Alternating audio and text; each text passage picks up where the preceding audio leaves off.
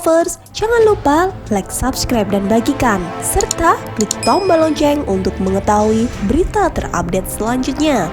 Jangan lupa berkomentar ya guys. ID Bali beri tanggapan soal penetapan Jering SID sebagai tersangka, apresiasi langkah penegak hukum. Dilansir dari tribun.com, Ketua Ikatan Dokter Indonesia atau IDI Bali 1 Gede Putra Suteja angkat bicara setelah Gede Ari Astina alias Jering SID ditetapkan sebagai tersangka. Jering SID saat ini ditahan di rumah tahanan Rutan Mapolda Bali. Jering terjerat kasus dugaan pencemaran nama baik dan ujaran kebencian.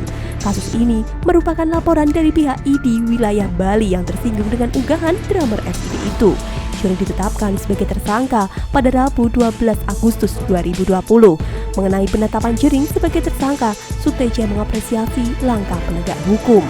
IDI wilayah Bali mengapresiasi langkah-langkah yang sudah diambil oleh aparat penegak hukum, kata Suteja dalam keterangan tertulis Rabu 12 Agustus 2020 malam.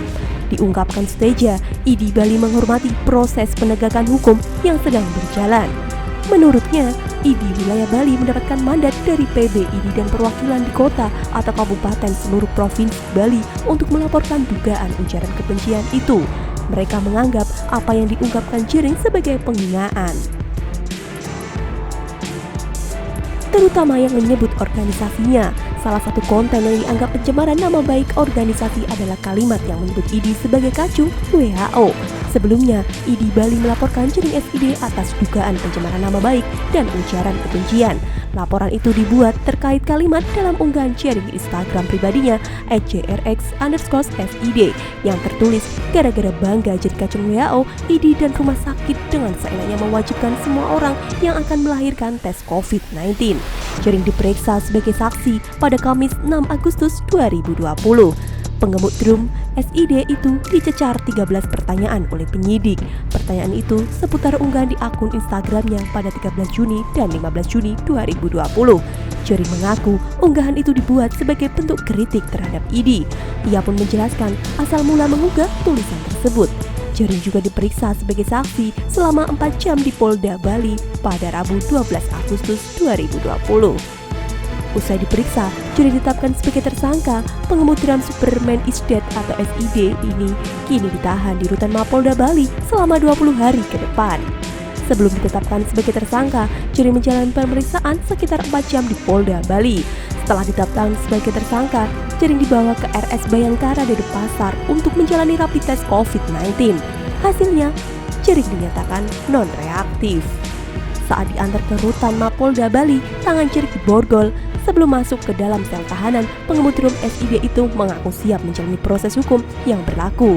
Jering tak gentar sedikit pun.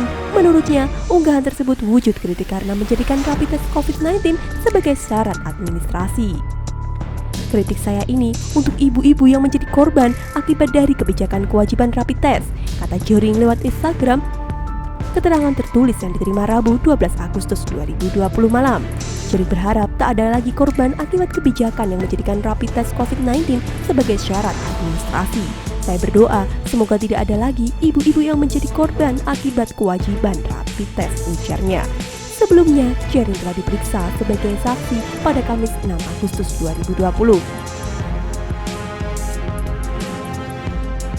Jering mengaku unggahan itu dibuat sebagai bentuk kritik terhadap IDI.